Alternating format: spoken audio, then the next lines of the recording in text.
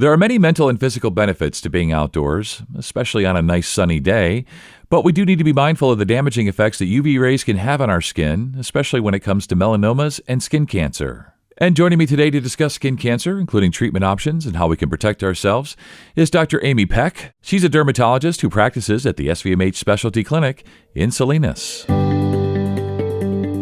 This is Ask the Experts, a podcast from Salinas Valley Memorial Healthcare System. I'm Scott Webb. So, Dr. Peck, it's a pleasure to be on with you today. We're talking about skin cancer, which is something especially folks in the region definitely have to deal with and need to be educated about. So let's start here. What is a melanoma?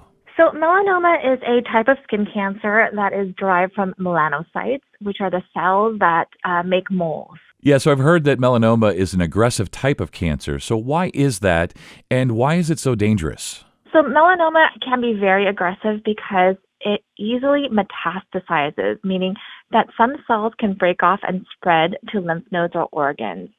In the beginning stages, when melanoma is growing and when it's very thin, the risk of it metastasizing is very low. So we use something called Breslow's depth to determine or to predict how patients will do. So thin melanomas, so less than 1 millimeter, patients actually do very well. But any melanomas that are thicker, especially greater than 4 millimeters, patients do poorly. And that's because the risk of it spreading is much higher as it invades deeper into the skin. Yeah, so it seems that if a melanoma is caught early, that it is survivable. Absolutely, yep. If a melanoma is considered thin, so thin melanomas are typically determined to be less than 1 millimeter, then the prognosis is really good. Patients do really well. 5-year survival is 97% or greater.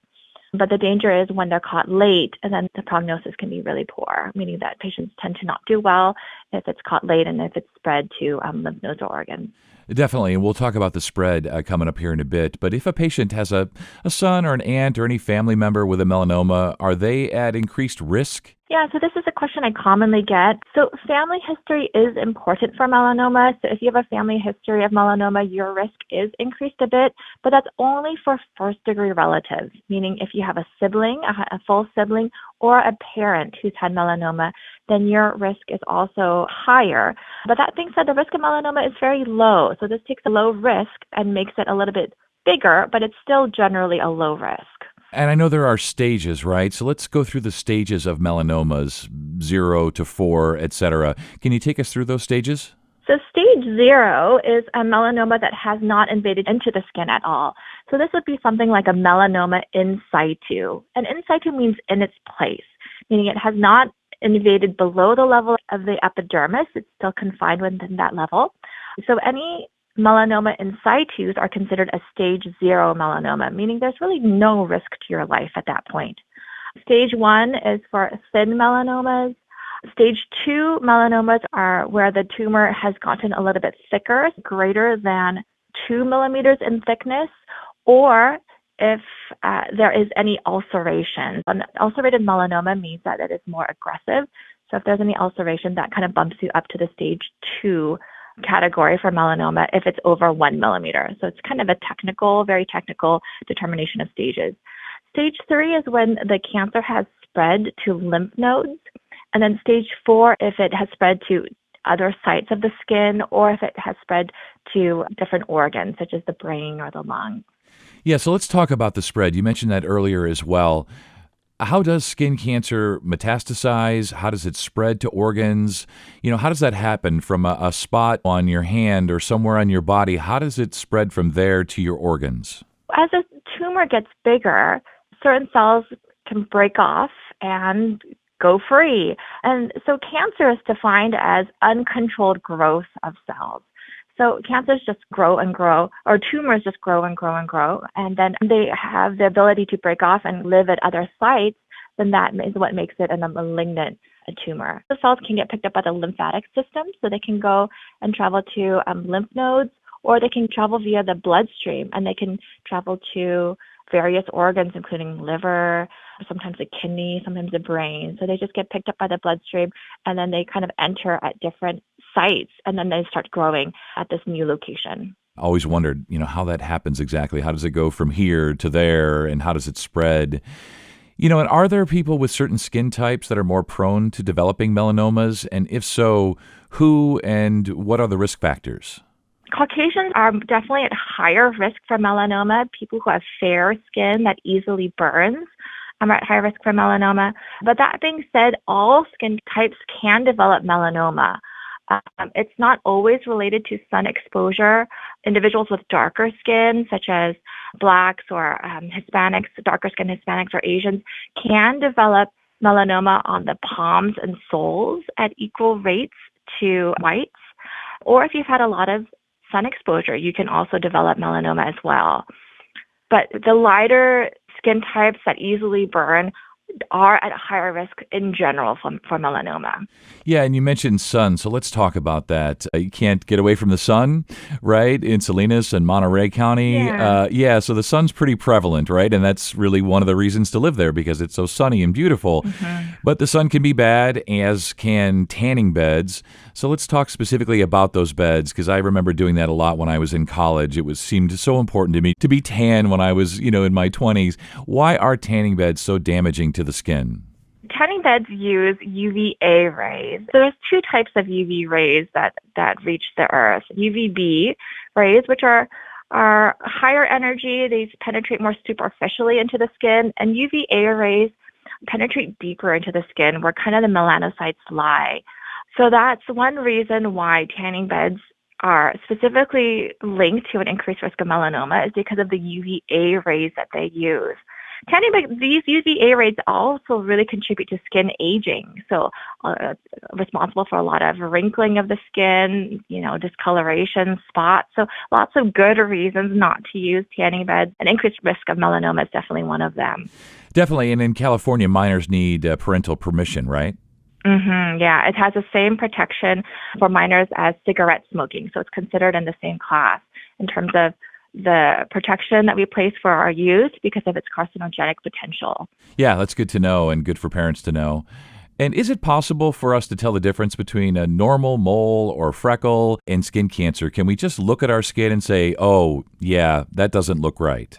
I think so. I have a lot of patients who come in who've noticed that a mole is different or who have had a loved one who's told them, hey, this one looks different than your other moles and really prompted them to come in. Self-skin checks where you take a look at your own skin is really important. So a typical mole will be one even color. If it's soft and fleshy, that's actually a really good sign. I always say if you have a little hair coming out from it, that's also a very good sign because hair is a complicated skin structure. Cancer doesn't know how to make complex things. All it knows is how to grow. So anything like a hair is actually a pretty good sign for a mole.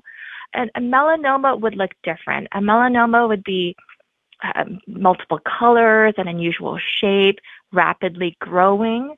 So anything that looks different, is acting different than anything else that you have, I like to call it the ugly duckling lesion. And then that's the one that we want to be concerned about. Besides the, let's say, ugly duckling syndrome or symptom, are there any other symptoms? And do we feel anything? How do we know, basically, other than something doesn't look right or somebody tells us and then we come to see an expert like yourself, right? This is a really good question because melanoma does not have any symptoms in its early stages, or typically doesn't. Some people, are not concerned about a mole per se because it doesn't hurt, it doesn't itch. And generally they don't. Once in a while, a mole that is cancerous, like a melanoma, will have symptoms, but I would say the vast majority are not symptomatic. So how do you know? Again, it's that if it's rapidly changing, that's a really important sign, something to be aware of, and one that just looks different from the rest. So asymmetry, where one half doesn't match the other, multiple colors, funny shapes, those are all really important signs to tell you, hey, this mole is not acting the way it should be. Yeah, and it definitely sounds like we are sort of the first level in diagnosis. Like we know our bodies, we know how things used to look and how they look maybe now, and maybe then that's a sign to come in and see someone, see the primary, see you. But let's just say, unfortunately, that someone has been diagnosed with a melanoma. What are the treatment options? Are we talking surgery? And if so, what are the most common types of surgeries that you perform related to melanomas? So one of the most important treatments for melanoma is surgery. So we call it wide local excision. So once a melanoma has been diagnosed, then the first step is to take out that skin cancer and a rim of normal skin around it. And because it can be some microscopic spread, so just a few errant melanocytes or individual cells that want to travel out from that location and spread to other sites. So you really want to take out the skin cancer, a rim of normal skin around it, anywhere from 1 to 2 centimeters around it, and then go down deep into the fat to the level of the fascia. So that's the first treatment. Then it depends on how thick the melanoma was when it was first diagnosed. If it tends to be thicker, when it's really thick, then we know that, patients have a pretty poor prognosis, may not do very well. Then we're more aggressive with scans and imaging and make sure they haven't had distant spread already. But sometimes there's this intermediate zone where it's kind of this not really thin, but not really thick melanoma. In those cases, we can do some additional tests to try to figure out if the melanoma has spread or not, something called a sentinel lymph node biopsy, or some testing of the actual tissue itself. We can do something called gene expression profiling, which will tell us whether this is a melanoma that is at high risk for spreading or one that is at very low risk for spreading. Treatments for more advanced stage melanoma, there's other various treatments for advanced stage melanoma. Yeah, and when we talk about advanced, especially stage 4, are we talking chemotherapy, radiation, that sort of thing? So advanced stage melanoma, we used to not have very many good options at all. Traditional chemotherapy and radiation don't work great for melanoma. So even 10 years ago, if you had a stage 4 melanoma, the really recommendation was a clinical trial to try to get onto one of these new drugs that potentially may be effective. But since then, we've had this remarkable wave of new medications that can be actually quite effective for metastatic melanoma. They are generally either immunotherapy medications that stimulate your own immune system to attack and fight off the skin cancer, or targeted therapy, so targeting the genes or the proteins of the cancer to prevent it from growing so easily. So let's talk about outcomes and the type of follow-up that you do with patients. Within the last 10 years, there have been incredible advancements in the treatment of advanced stages of melanoma, so metastatic melanoma, and some patients do incredibly well, which is really amazing. It's just a complete 180 from when I trained 10 years ago. That being said, so if you've ever had melanoma, no matter what the stage, you want to keep an eye on that site because you always want to monitor for a risk of recurrence. So if it were to come back, it can come back at the original site. So you always kind of want to take a look at it, make sure there's no mold or color coming back around the area of the scar. You can feel it. Make sure you don't feel any lumps or bumps underneath that scar where you've had that melanoma removed because it can come back underneath the skin. But if you have more advanced melanoma, you're under very close watch by your physicians. Care at that point really gets transferred to an oncologist who can discuss all the different options in terms of immunotherapy or targeted therapies for advanced stages of melanoma. And you're monitored very carefully in conjunction with a dermatologist. So every 3 to 4 months for the first couple years. And then depending on how you do, this follow-up can be kind of stretched out a bit longer. But for anyone who's had melanoma, other than stage 0 melanoma, but if you've had a melanoma that is even a little bit invasive or very invasive, we do recommend frequent skin checks because we wanted to make sure you don't have a recurrence of a melanoma at that site, but also because your risk of developing a second melanoma is higher. So that means skin checks every 3 to 4 months for the first 2 years, then every 6 months for the next 3 years, and then yearly for the rest of your life. You get a full total body skin exam. And in terms of patients who have advanced stage melanoma but who do really well, then it's just a matter of getting followed and checked up by your doctor, and also based on symptoms. So making sure that if you had any concerning symptoms, concerning abdominal pain or pain at certain sites, jaundice would be a really bad sign, that then you would let your doctor know. When we talk about an examination, this is kind of interesting. You take us through and describe the ABCDE examination process. Mm-hmm. So this is a mnemonic that is used to kind of teach people what about a mole is unusual? What do I need to be concerned about?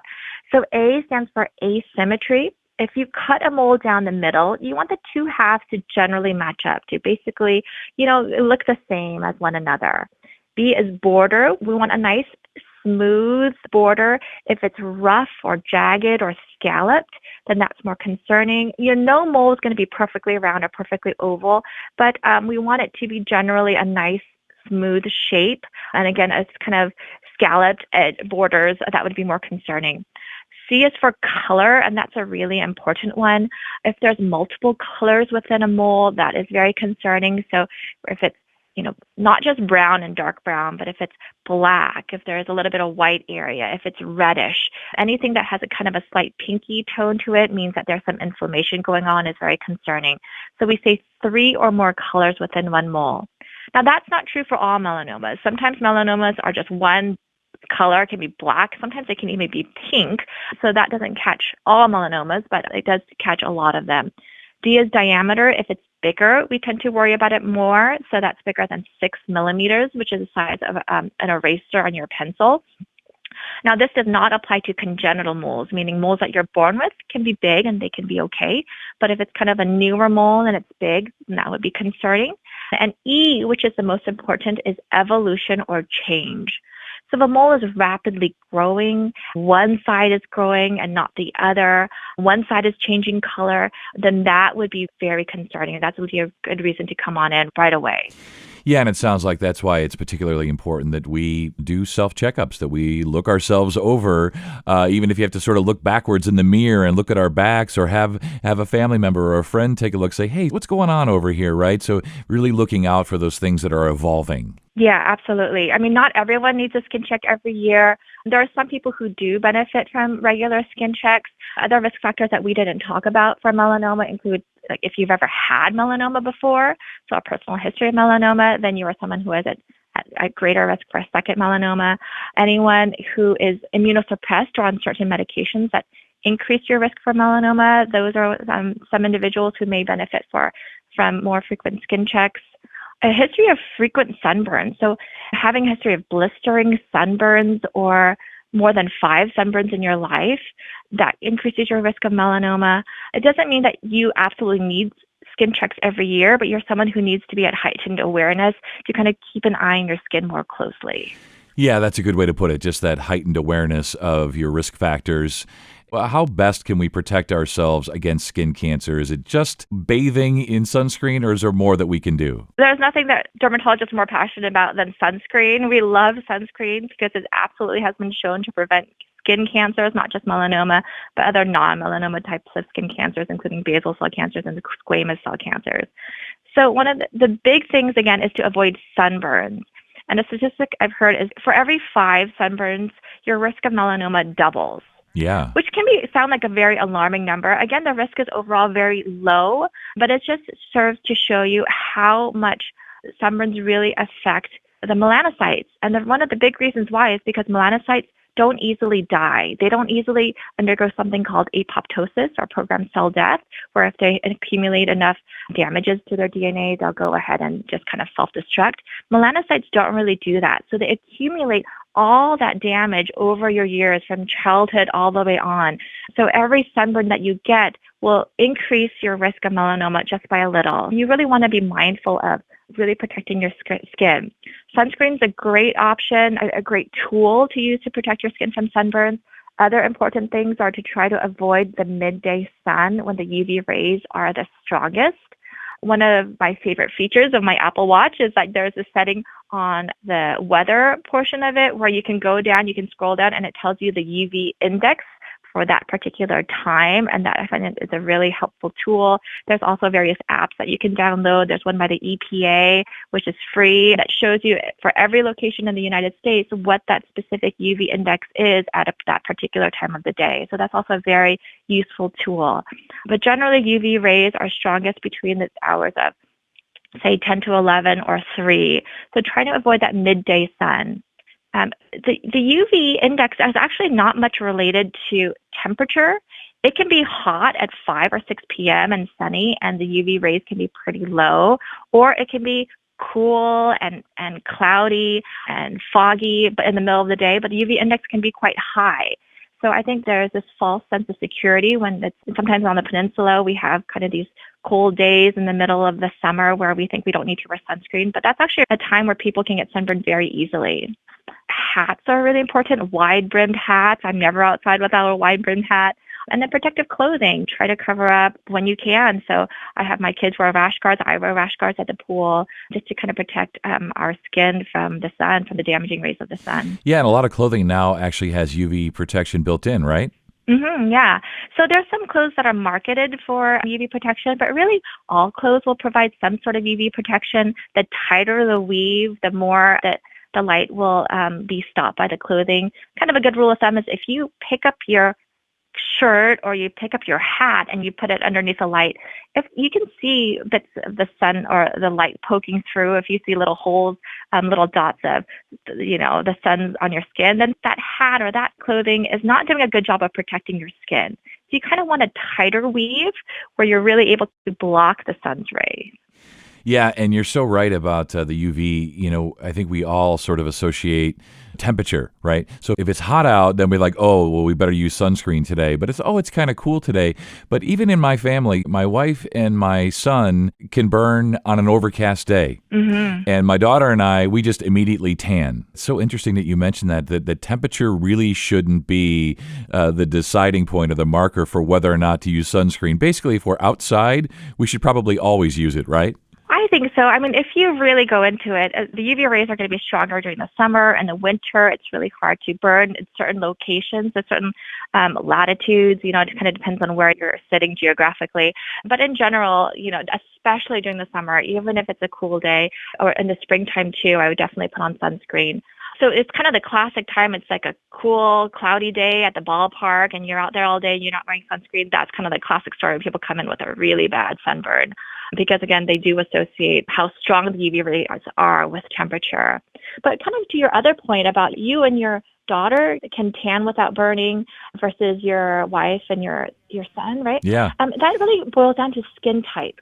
So there are some skin types that can only tan after burning. So we kind of categorize them between skin types 1 through 6. So skin types 1 and 2 have to burn before tanning. But there are other skin types 3, 4, 5, 6. You can tan without burning. That's where I sit too. I can put on tons of sunscreen. I won't burn, but I will still tan. And that just kind of relates to your underlying skin type. Absolutely. That's exactly how it is. My wife will not tan until she burns first. So when we went to Hawaii, there were those first couple of days, she was like, I'm really burned, but it's going to turn into a tan at some point, right? Yeah, I think sometimes people think, oh, I need to have this baseline protective tan. It will help protect my skin. And unfortunately, that is not true. Even if you are very tan, I think it provides an SPF of 4. There's also this kind of myth out there about vitamin D. So everyone kind of associates the sun with vitamin D, which is true, but there's this myth out there that says, oh, if I get 20 minutes of sun 3 times a day, then I'll have enough vitamin D. And that's not true. It really depends on what time of year, your location, your altitude, and in terms of how much sun is needed to produce vitamin D by your skin. And the other side of that is vitamin D is always produced at the expense of your skin, meaning that anytime the vitamin D is produced by your skin, it is damaging your skin because the same rays that produce vitamin D also cause skin cancer. So I always say a supplement is a much better and much safer way of getting vitamin D than trying to get out there and getting it through sun exposure. Yeah, it's so interesting you say that because I've heard people say that, I'm really going to get my vitamin D today. Mm-hmm. And I think there's so many other benefits to being outside and being active in the sun. There's a lot of mental benefits, physical benefits that I think are very important. But what I tell my patients is just protect your skin. Try to be smart about things. Try to do things either earlier in the morning or later in the day when the UV rays are not so damaging. Make sure you're wearing sunscreen. If you can do an activity in the shade, that's much better. If you're taking a walk, always try to stay on the shady side. Don't walk in full sun or do activities in full sun if you can avoid it. This has been so informational and educational for me, especially today. Doctor, as we wrap up, anything else you want to tell folks about skin cancer, melanomas, etc.? I'm very glad there's so much awareness of melanoma these days. I think it's amazing and awesome how people are just so much more aware about the need of sunscreen, especially for their children. And there's so many great sunscreen options available now. But on the flip side of that, I think that there's a lot of anxiety and fear that patients or individuals have about developing skin cancer or melanoma that then starts to really affect people's lives. So I think there's this real balance. I think it's really important to protect your skin, use sunscreen, keep an eye on your moles, but not to have this fear about developing melanoma that kind of pervades your life, which sometimes I'm seeing, especially in my younger patients. I'm not sure about the effect of social media contributing to anxiety, but I do see that as well. Yeah, I think that's so right, that we do need to be mindful, of course. But as you said earlier, there's nothing like being outside. The mental and physical benefits of being outside on a nice day are innumerable, but we need to protect ourselves, whether that's hats, clothing, sunscreen. We just don't maybe need to be obsessive about it. We still need to live our lives where we can do it safely in the sun, right? Absolutely. And absolutely no tanning beds. I would say a fake tan is much safer. So a fake tan, like a spray tan, I think that's fantastic. But tanning beds you should definitely avoid. That's perfect. Well, Doctor, thanks again for your time today. So knowledgeable and so great, and really a lot of great information here today, and we hope listeners agree. So thank you so much, and you stay well. My pleasure. Thank you. For more information, go to svmh.com. And if you found this podcast helpful, please share it with friends and family, and check out the entire podcast library for additional topics of interest. This is Ask the Experts from Salinas Valley Memorial Healthcare System. I'm Scott Webb. Stay well, and we'll talk again next time.